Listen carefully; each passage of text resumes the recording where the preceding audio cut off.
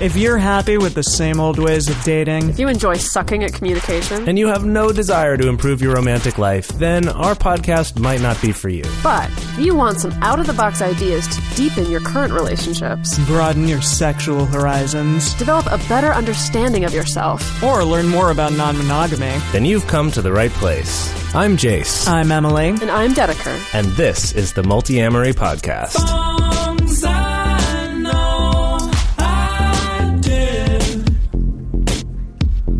Forcing me to form myself to fit. On this episode of the Multiamory podcast, we're talking about FOMO, fear of missing out, and how it relates to polyamory. Have you ever watched your nesting partner go out on a grand adventure with your metamor and feel intense envy that they were having more fun than you? Have you been in a secondary relationship where you're always glued to your phone watching your partner and their primary travel together or visit family without you? Or do you always feel like you're missing out on the best experiences with your partner and someone else gets to have them instead? We're going to talk about all of this and how to combat these feelings in this episode. So, Emily, can you start us out by telling us what is FOMO?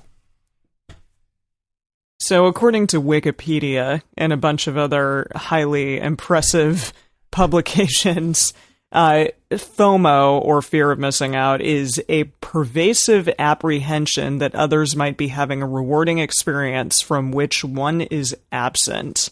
So, this can kind of manifest in a lot of ways that we're going to talk about today, but it is real, it is a thing, it's not just a hashtag. Like missing out on social interactions or missing out on novel experiences, getting to try something new. It can also apply to non-romantic or non-friend type things like missing out on a profitable investment or other, satisfying life events or things that might lead to your success. Mm-hmm. I think the most interesting thing about this is the fact that FOMO is a fairly universal human experience. And if you think about it, if we're going to go down the evolutionary psychology route, you have to think about the fact that being hyper aware of what everybody else is doing was actually really important for human beings, for early human beings who were living in tribes. It helped us stay connected to everyone else who was in our tribe.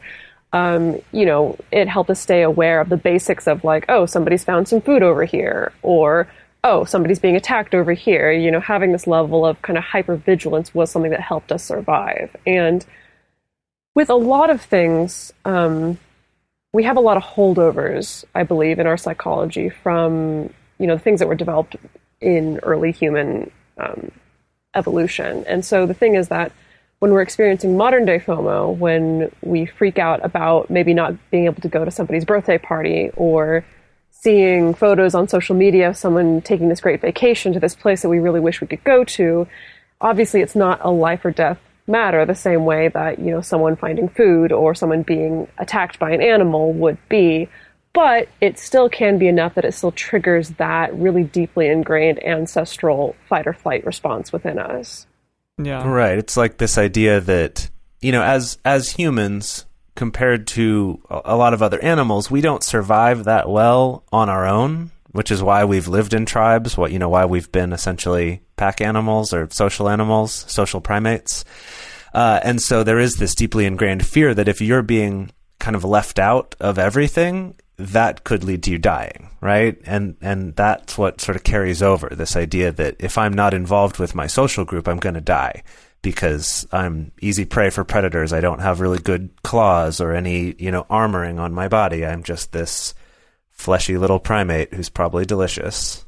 And it definitely feels like that from time to time, like that really intense feeling of anxiety if you're not doing the best thing, or, if you're missing out on something awesome that your friends are a part of, and especially if you watch your partners go off and do something else and you're stuck at home and are upset about that. Like, I know that happened very early on in our polyamorous relationship, Jase. Like, I would get really nauseous, just because I knew, like, oh shit, he's going off, and what if he's having a better time with a better person than me?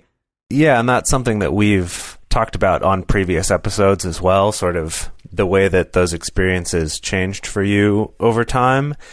But I think they're also not really unique to just, beginning polyamory or something like that. I know that's sort of the context we set up this episode in, but I feel like this FOMO problem is actually something that is much more universal and that affects basically everybody, because what we were saying is it is so ingrained in us. It is so, evolutionarily programmed into us to be such an important thing. And the fact that we live a much more isolated life now, and the fact that we rely so much on social media rather than in-person interaction, I think has, definitely influenced this and made it a bigger part of everyone's lives, whether they're polyamorous or not. Yeah, I mean, I found a statistic that said that 70% of all millennials experience FOMO in some way in their life, and specifically 56%, so over half of all social media users, report being anxious that they'll miss out on, vital information about their friends' lives if they just don't keep constant tabs on social media. So that's a lot of people, and millennials, I guess, were a very, anxious crowd, an anxious group. And it makes sense, because we're the ones who are most tuned in as well. Well, I mean, that stat, though, is that's over half of social media users. So that's not just millennials. That's everybody. All social media users. That's, includes my mom, right? That is that. There you go. That being anxious that you'll miss out on vital information about your friends' lives. I think that keyword vital is really interesting, too. Right? This idea that, I don't know what it is. Is it that, we're so dependent now on social media to get information out there? What your friends are doing is vital. Well, no, I just mean that, that if something important happened in someone's life, we wouldn't trust that they would actually reach out and contact us about it. They would just assume we heard about it on social media. I think that might be part of it, too. Interesting, yeah. On the other side of this, we also found a statistic saying that, so this is interesting, so 52% of social media users have taken or considered taking a break from social media in the past year. And I think this is interesting for a couple reasons. One is that the statistic is about have taken a break or have considered it. I like that it's I've considered taking a break. I wasn't able to do it, though. But I think the other part, though, that this is 52%, right? So this is also a very high number of people who've considered taking a break from it. And I think what's interesting about that is that rather than saying, I'll use it less or something like that, it's actually, I need to step away from social media completely. And I feel like part of the reason for that is because of how addictive it is. That it's not so easy to just be to the addictive nature. Yeah, exactly. And showing that we think we're going to miss out on these vital things, that's a pretty serious deal. That I think we're becoming aware of how negatively social media can affect us when we get caught up in this FOMO and this anxiety about missing out on things. And yet we can't, it's so hard to limit ourselves that people feel like it's an all or nothing. How often do you see posts on your Facebook feed of, hey, everyone, I'm deleting my Facebook account, or, I'm closing this, I'm not going to be on social media anymore. And then, maybe a few months go by and then they're back. I mean, I think we've definitely seen that the proliferation of social media has really changed the game in the way that we do many things, but I think also in how much an effect it has on our relationships. And if we're going to bring this back to talking about, how does this FOMO and FOMO that's generated by social media, how does this all relate to our relationships? How does it relate to people who are in multi-partner relationships? And I think it's fairly obvious. The thing that struck me when I was first starting to write my book is that in a lot of the classic books about polyamory, such as The Ethical Slut, I mean, this is before their updated version was released, but, they didn't talk at all about social media and about such a profound, what a profound effect our uses of social media can have when you are trying to balance or when you're first trying to explore a multi-partner relationship. Because it's fairly obvious that it's so easy to get caught up in what your partner is doing with somebody else because it's right there. It's not, we're no longer in the days where, your partner walks out the door and it's okay, cool, I'll see you at 11 o'clock when I get home. Like now you can immediately get on Facebook and see what selfies you and your partner are posting with their other partner. You can get all this level of detail about what they're doing, where they're doing it, and then sometimes even worse, the fact that it's going to be all filtered and look pretty and perfect and amazing.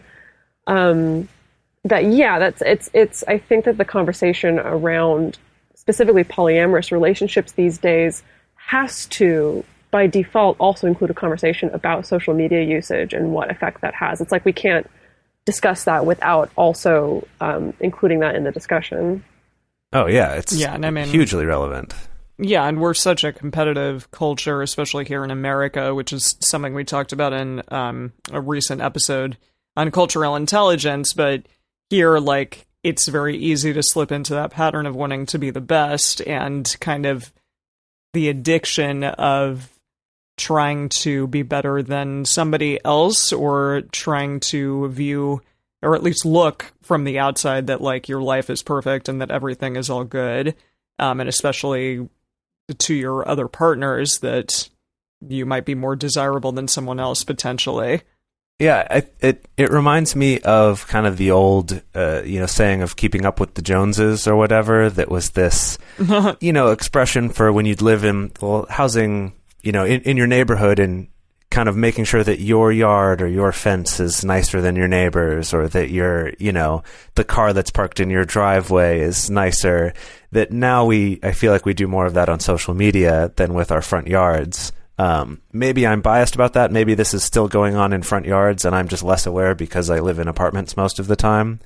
But I do feel like there is this, right, this sense of that your social media life is now your finely manicured front lawn.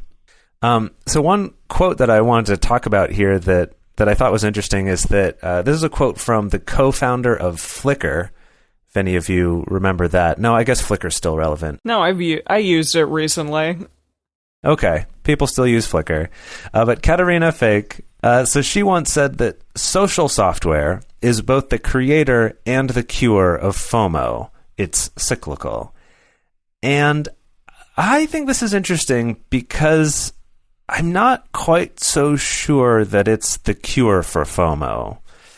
I definitely think that it can cause it. I think it's made us a little bit more addicted to comparing ourselves to other people. But I'm curious how she thinks it's also the cure for it. Well, probably because if you're feeling shitty about yourself, then you go off and create your own like beautiful post on Instagram or something, and then maybe for a few moments you feel good about yourself. But then that in the same way, someone else may look at that and say, oh shit, Jase looks so beautiful in his Instagram post. Now I feel terrible about myself. So that's the cyclical nature of it. Yeah, I mean, we also this isn't really about social media, this is about FOMO, but we can also get caught up in the whole I posted this thing and then people liked it, or versus, not many people liked this or commented on this, so, oh gosh, like, I must not be interesting enough, or, it can definitely lead to some bad things. And I want to be clear, I'm not saying that I think social media is necessarily this evil thing that's, ruining society. I don't go in for that sort of thing. I think it's, great. I appreciate social media, but I do feel like other addictive things, I think it is worth taking seriously and not just kind of blindly ignoring it and just being like, oh yeah, whatever, we're going to do what we're going to do. I think it's something worth thinking about. To make a comparison, I really love video games and I've played some MMOs, but those like World of Warcraft can be hugely addictive for people and can, ruin lives or ruin academic careers. So I think that there are things that, it doesn't mean they're inherently bad, but it does mean we should take them seriously and realize that maybe for us, this thing might be unhealthy, right? And then we kind of have to evaluate that. We can't just take for granted, this is a thing everyone does, so it must be good, it must be fine. This must just be how life is. So some of the results that can come from this feeling of FOMO that comes up, I've seen especially in polyamory, especially early on in polyamory, but even after that, is overscheduling, or polysaturation, as we'll call it sometimes, which is just this inability to say no to dates or to relationships or to sex. This just, I have to be doing something all the time because I might be missing out, and other people might be having better dates or better relationships that all seem so rewarding. So I kind of have to say yes to everything, or I always have to be seeking this out and, asking people out and trying to fill my schedule all the time because look at these amazing things everyone else is having. I need to get those as well. Yeah, there's also the possibility that you always want to be included in your partner's dates or in their relationships in some way. Like, okay, well, you can date other people, but we need to go on dates together with them, or we should date them together. Like, inadvertently, just sort of placing yourself into the relationship in some way to make sure that you don't miss out in anything. Yeah, exactly. That fear that you'd be missing out on part of the relationship. Yeah, if you're not there actually specifically in it. Or just going and obsessively tracking your partner's social media account when they're like on a date with someone else. You sit down, the first thing that you do is check over and over again to see if they've posted any selfies or what they're doing, or if it looks like they're doing something way more fun than the dates that you've been on previously with them. This whole thing with social media, I think that's one of the reasons why we often see people making rules in their relationships about, you can't post on social media with other partners. Because I think that we are so used to that being such a trigger. And I think that that's why that manifests in people actually going so far as to make rules about it. That instead of us talking about, what's underlying this trigger, like, is it just that I'm afraid of missing out? Is it that I want to be doing that same thing that you're doing? What is it that we often resort to just kind of putting a Band-Aid on the symptom rather than actually addressing the underlying cause? And I feel like I've seen this more often in relationships where people have a stricter like primary secondary hierarchy, which we'll get into a little bit more in detail a little bit later on. Because very often we see the phenomenon of, well, you're allowed to post on social media your activities and selfies and stuff with your primary partner, but you're not allowed to with your secondary. And sometimes that's because you're not out yet, but often it also is because of, this weird FOMO anxiety that we do pick up from seeing our partner's activities on social media. Yeah, I was going to say, I think that idea of being out or not can also kind of be used as a way of holding on to that hierarchy. If it's, kind of keeps you closeted because that sort of gives more importance to your primary relationship because you're the only one who's allowed to be, public, that other people are allowed to see.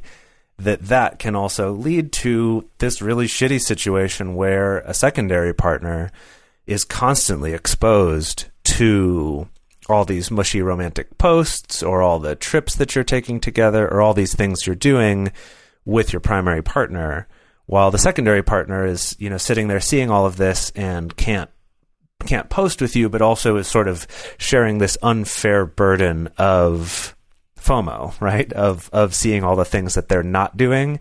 And then even the fact that they can see it is part of the FOMO. There's also this fear of missing out of being able to post on social media, right? So it's kind of compounding on itself when you have that sort of thing. And it can be really difficult for that secondary partner. Yeah.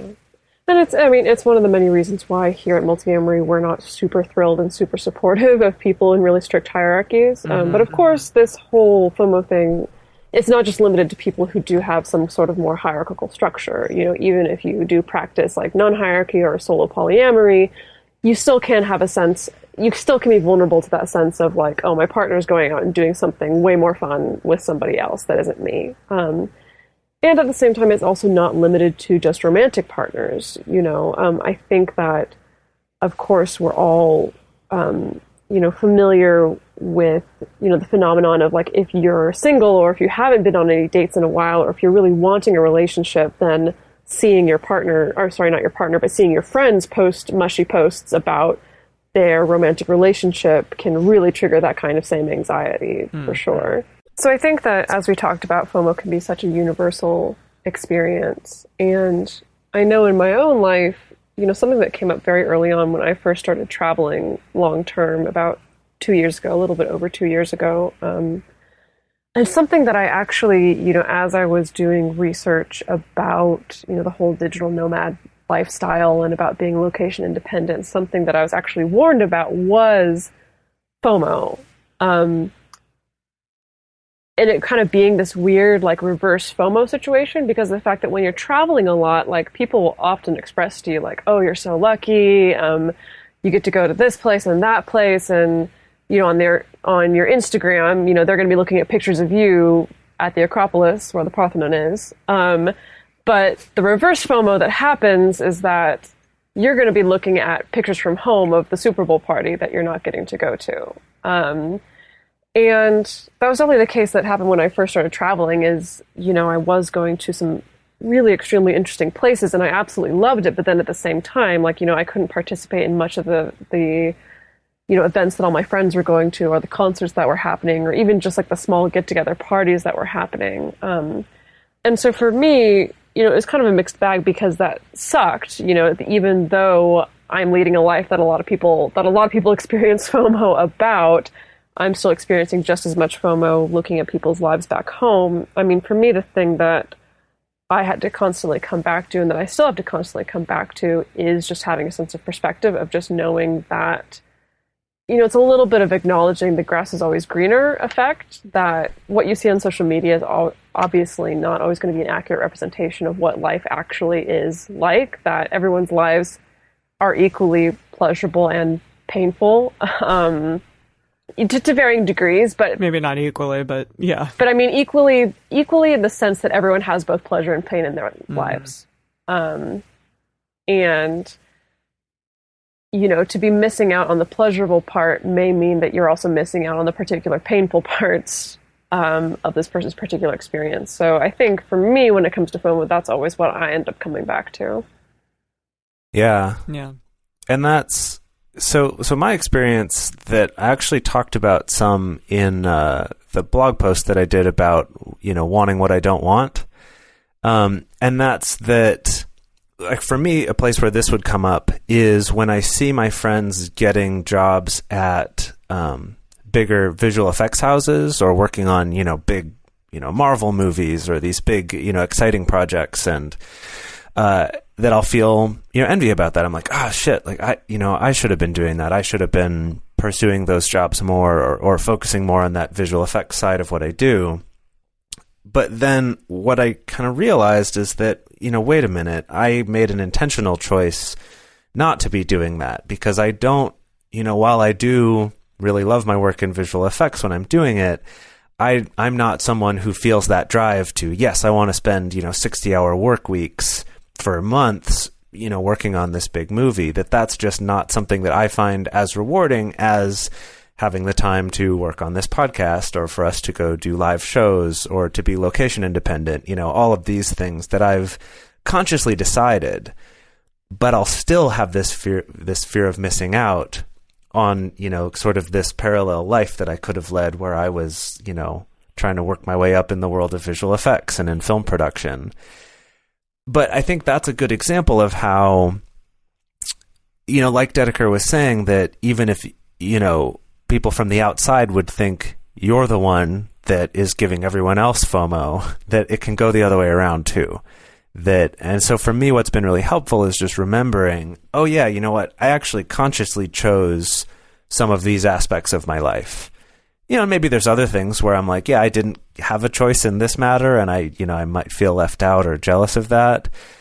But to realize that there are actually a lot of things you did choose, or things that, you do find a really, rewarding life that you have where you are because of the choices you've made.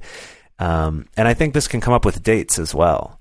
That, when I've seen people go out on dates, I'm like, oh man, I'm so jealous of this cool adventure date they're doing. And sometimes if I stop and think about it, it's like, you know what?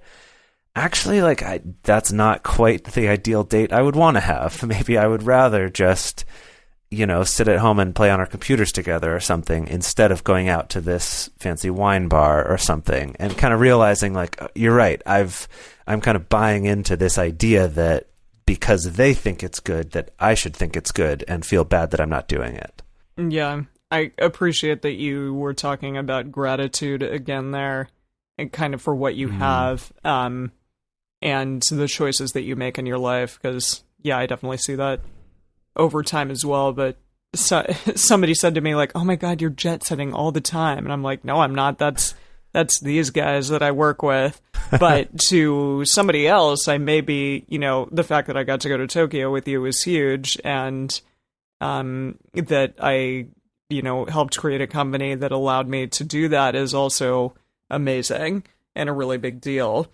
But yeah, specifically, I wanted to do this episode today because the two of you, watching you over the last year go on all of these trips has been challenging for me for sure, because I get to watch, two of my best friends constantly having great times together, and then I feel left out often because of that. But I had to tap into kind of my own gratitude as well, like regarding, how intimate I think my relationship with Dedeker is, and like how close we are when we speak to one another, and Jase, like how much I know about you and stuff. So all of those things are great. Sorry. Yeah. It's good. I think you're really hitting on something there too, Em, is that I think that, we're all painfully aware of anything that's lacking in our own lives, and we can kind of ignore the fact that that's probably the same in everyone else's lives too. Yeah. Tell me about it. Yeah. That it is, we know that when we post on social media about these cool places we go, I know that, also I'm super tired from being on a plane all day, or, I'm really frustrated because I can't communicate with anyone here, or I feel really lonely here sometimes, right? That I know those things, but you wouldn't know those from my social media, unless we're talking about those. And just like Dedeker was saying the other way around too, that you might know that, gosh, I'm doing this lame Super Bowl party that's the same one I've done the last 4 years. But someone on the outside is like, man, you've had a Super Bowl party you've gotten to go to for the last 4 years, and you have this community around you, right? That just the perspective changes so much. Yeah, that's true. It's crazy, but it's good to be aware of that, and to also, be grateful for what you do have with the people in your life and with the amazing things that you yourself get to do. So I think that is how we are going to go on to where FOMO comes from and how to get rid of it, how to beat it. So yeah, I mean, it definitely starts with sadness in your own life. We often are just busy creating a life that looks good on the outside rather than cultivating one that feels good on the inside. And that is, I think, where FOMO can come from, because we're so caught up in like presenting this perfect picture instead of really making ourselves happy, which is difficult. And we've talked about a lot of ways of how to do that, and we can continue going on from there. But I think the gratitude episode, again, is a great one to look at in combating stuff like this. Yeah, definitely. Making yourself happier overall. I think something that I heard years ago that really just kind of annoyed me when I heard it, but I've thought about it since then, and it's been probably 10 or 11 years since I heard this, and that's that essentially that everything we do in life is a choice except for dying. That's the one thing that we don't get a choice in the matter. And people would argue this, against the person who was saying it, but they're saying no, actually it's true. I mean, literally everything, your choice to eat food is your choice even, right? If you wanted, you could, choose to starve yourself to death and die, right? The dying part is the one you don't get to choose. But they're kind of doing it as this sort of radical statement about realizing how much control you actually do have in your life. Because I feel like for most of us, it feels like we're not very in control most of the time. But anyway, just wanted to throw that out there. You can do what you will with it. I don't want to dwell on it too much. So another thing about, where FOMO comes from, we've talked a lot about social media.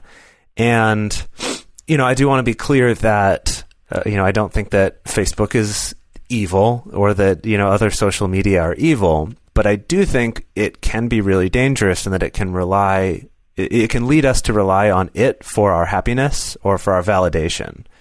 So, as we talked about, a lot of people consider taking a break from social media. Perhaps try it. Perhaps actually do it instead of just consider doing it. Consider putting more effort into being present with the people you're actually around instead of focusing on the ones that you're not around. Because, there's always going to be people in the world that you're not around. And the more you're focused on them, the more you're feeling like you're missing out on everything. The irony being, of course, that you might be missing out on the people that are actually around you at that time. Another thing I've found, actually, is that with Facebook specifically, I've kind of been trying to develop a sense of being a little more in tune with myself about how I'm feeling and how being on social media is actually impacting my life. And I've found that when I'm just doing the sort of scroll through my Facebook feed, I've realized that I can only handle so much of that before these sort of red flags that I've trained start going off. These like alarm bells start going off, being like, you're feeling shittier and shittier the more that you're doing this.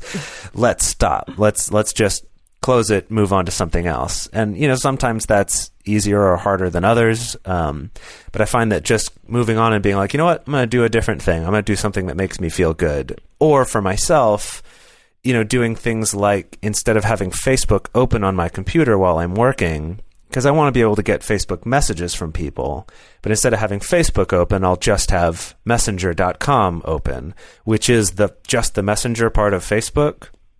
And then I'll only go to Facebook to check on, for example, the Multiamory patron-only group for people in the Patreon group, because that's a group that I do find is much more constructive and is actually a place where, everyone's contributing rather than just kind of showing what they're doing in their life or just posting, inflammatory news articles. So for me, it's kind of limiting the amount of time I spend in Facebook and also limiting it to a part of Facebook that is one that I find more productive and more uplifting, more connecting rather than disconnecting. And then the rest of the time only having Messenger open. So it's just about, essentially another way of texting or messaging with my friends instead of constantly looking through their Facebook.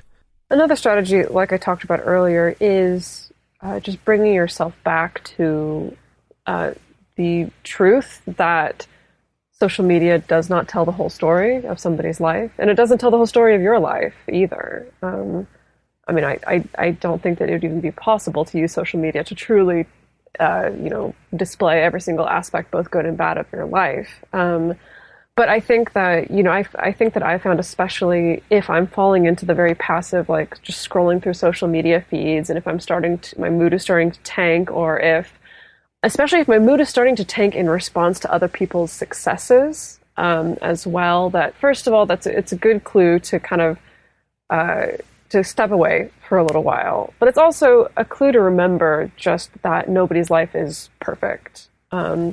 And that you're getting this kind of tailored, specific version of what's going on in everybody else's lives. So it's just, being able to kind of stop on a dime and be able to give yourself a little bit of a reality check as well, I think helps with the whole FOMO thing. Yeah, I also wanted to mention something that I just thought of while you were talking about that. I think part of what leads people to stay addicted to that feed is what we were talking about before, the statistic that Emily mentioned of feeling, fear that you're going to miss out on some vitally important thing about your friends. And something that I've found now that I'm spending less time going through my feed is that, I do miss out sometimes on life events that are going on with my friends. But I find that then when I do talk to those friends, we actually have a lot more interesting stuff to talk about because we're actually catching up instead of this assumption that, I already know everything about you because you've been posting about it in your social media feed. So I guess just to put it out there that fear that you're going to miss out on some important thing and that somehow that's going to hurt your friendship with your friend, I don't think is necessarily as true as we think it is. And it might actually give you more things to talk about, and maybe more reasons to touch base with your friends and actually have conversations with them. To kind of go back to what Jase said earlier of things being your decision, and that you kind of create everything that happens in your life and you decide about everything that occurs to some degree or the other, that you also decide where to place your attention. So you can decide that you want all of your attention to go to your social media feed and to what other people are doing and how upset you are about that. Or you can decide to be happy and place your attention on, the things that you are happy about in your life and the great aspects of your friendships and what makes those special and unique, instead of placing all of your attention on what somebody else is doing or what you don't have in your life. So, just stop focusing your attention on the things in your life that you feel bad about and instead focus your attention on the good things. Even without social media, that can apply. Yeah, absolutely. I just want to cut in with a little bit of a disclaimer because this whole, everything being a choice thing, I want to clarify and just let our listeners know that we're aware that there is definitely the camp, I think, called quote unquote the love and light camp, that will be very quick to kind of go in this very secret style thing of like, oh, well, if you're unhappy, like that's your own fault. If bad things are happening to you, that's your own fault. You need to just look at the good and look at the positive. And of course, that completely invalidates a lot of people's experiences who have less choice in their lives because of a lack of privilege or because of their circumstances or things like that. So I don't want anyone to misconstrue when we talk about these things that this is a blanket statement about everybody's lives and everybody's psychology. But if we're hyper-focusing in specifically on, if you're struggling with FOMO specifically, that this might be a helpful shift in perspective for you to place your attention on positive things in your life, to recognize that you have a choice in what kind of social media you consume, that you have a choice in how you think about other people's lives. But I don't want people to think that we're applying a blanket statement across the board.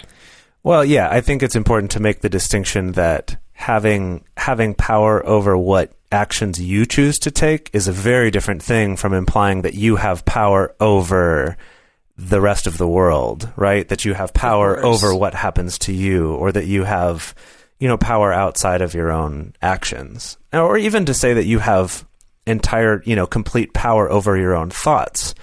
And while, Buddhists might say you do, that takes a lot of training to get to that point. And most experienced Buddhists will tell you it doesn't work all the time. It's not this perfect bulletproof thing, but it is something that you can train to get better at. So yeah, it's more to say that, that you do have power over what you do with what you're given, I guess is more appropriate than saying that you have power over everything, like the love and light camp.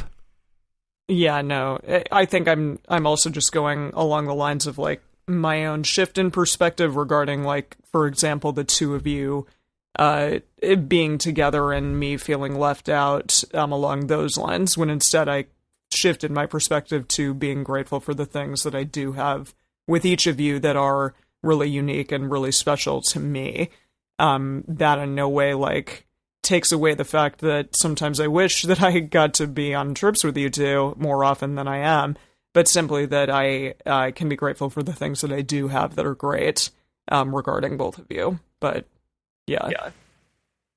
To bring it back to, our list of strategies of, ways that you can combat feelings of FOMO, I know something that's very effective for me is very actively choosing to put my attention on enjoying the time that I have to myself, particularly if I'm in a situation where a partner's out on a date and either they're out on a date doing something that I wish that I could be taking part in, or it's just that they're on a date at all, that I wish I could be going on a date, but I'm not. And I think especially for people who find themselves polysaturated very easily, remembering to enjoy that time that you do have for yourself, to care for yourself and to give yourself the things that you want, can be still an incredibly valuable and important thing. Yeah, definitely. Absolutely. I think even intentionally making time alone, it can be really valuable too. So then instead of time alone being like, I'm alone because I had no other choice and I'm so left out, but it's like, I'm alone because I chose to be. I chose to have maybe this one night a week alone, or maybe this couple hours or something. Yeah. I think to go on to the next one, which is gratitude, which is something we've talked about a lot already. I also wanted to mention that I think the goal of all of this also isn't to be happy all the time, because, as we talked about in our well-being episode, that's not an actual attainable goal. To go back to my example of Buddhists, the goal in Buddhism is not to be happy all the time. It's to try to eliminate suffering. And I think those are two very different things. But to go back to using gratitude is taking that time to appreciate the things that are good in your life. Not just the things that you already have, but also just little things that go well each day. It's kind of training yourself to recognize the things that do go well. Because I found in my life, it's been so easy at times to get so focused on the things that didn't go well, or the things I didn't get to do, or the things that I can't do, or the opportunities that I don't have, that I fail to miss out on some of the really cool things, even little things that happen in my life. And so that idea of gratitude, and I really do recommend, trying out the writing down 3 things before you go to bed of what went well today and why'd they go well. And there's apps out there to help you do that. I prefer writing it by hand when I can, but if I can't, I'll use an app or just a little note-taking app on my phone to do that. And it's definitely been really helpful for me. And I think going back to, I'm sorry, I was just trying to look up which episode we did that I want but I don't want. And I'm afraid... that was towards the beginning of the year, right? Yeah, I think so. But I mean, if you go back and look for our episode on wanting what you don't want, that's another thing to keep in mind too, is that often when we're presented so often with these triggers in social media specifically of successes that other people are having, or places that they're going, or new relationships that they're getting, that sometimes it can be helpful to, again, have a reality check of like, wait, do I actually want this thing, or is it just that somebody else is getting something good? Because you may actually sit down and realize, like, actually, I don't really want to go to Abu Dhabi. I just want a vacation, or I just want some time to myself. That it can be helpful to sit down and actually truly examine what's going on underneath the surface as far as what it is that you actually want, or in the case, may not want at all. Yeah, it's episode 117, if you're searching for that one. There you go. And also Jase's blog post on it as well. Right. Yeah. And finally, if all else fails, use FOMO to propel you to do something awesome in your life, which is interesting that I found this in doing research on this episode. But a lot of things were like, well, you're going to have it, so use it to your advantage, which I think is not a bad way to look at it, because if you always wanted to go out there and like take a yoga class or take a salsa class or something, and you see your friends doing it, then, heck, go out there and do it yourself. Or if you see your partner constantly going on all these exotic dates, then plan that exotic date for you and them, and go on it and take it, or get in shape or whatever you want. If nothing else, it could be helpful to sort of propel you into being the kind of person that you think you should and want to be. Yeah, totally. And it could even, I guess I would want to say too that, use it as motivation to maybe try things to see if you do want them. So I think a lot of times we can get caught up in this FOMO being like, oh man, that might be something I'd really love. I don't know because I've never done it. Maybe use that as an opportunity to say, hey, I'll try that thing. And maybe you'll do it and go, yeah, that was cool. I'm glad I had that experience, but I don't have to be so envious when other people do it because it's not for me. Yeah, because now you did it. Exactly. Yeah. Or you might find an awesome new hobby that you love. Yeah. Cool. So one last thing that we want to talk about before we sign off on this episode is those of you who are in our patron-only Facebook group already know about this, but that is that we now have Multiamory shirts. If you're watching the video, you can see that I'm wearing mine right now. I changed into it before we started recording this because it's also the most comfortable t-shirt that I own. But there's all sorts of things from, mine too. Accessories like phone cases or, journals or notebooks or tote bags, things like that. But also these super comfy shirts, some comfy lounge pants, tank tops, hoodies that are really nice.